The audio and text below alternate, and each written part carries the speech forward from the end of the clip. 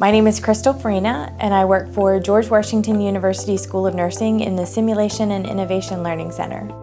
We use SimNewB in our pediatric and our OB simulations. We wrote a scenario of an admission for fever of unknown origin, and they have to do an infusion. The students are just falling in love with SimNewB because they love the fact that her arms move and that they can see her breathing, and she's crying a lot, so they pick her up and then she'll coo, and so they really get so engaged with that simulator. Even when the simulator's off and the students are in the room, they're holding her and they're rocking back and forth. They're trying to comfort her the whole entire time.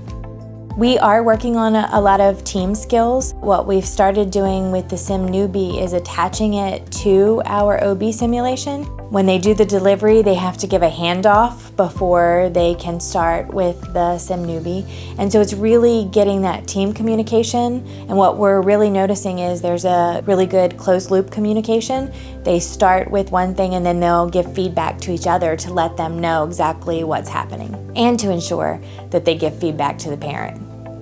The impact of SimNewB on the students is they're very excited to have a simulation scenario with her to start with.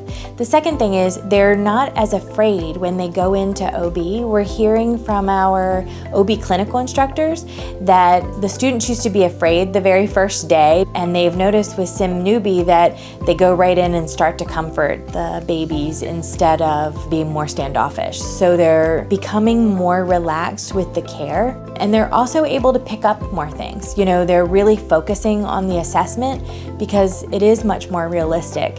And so they're not as afraid to assess the newborn because of the experience they've had with SimNewB.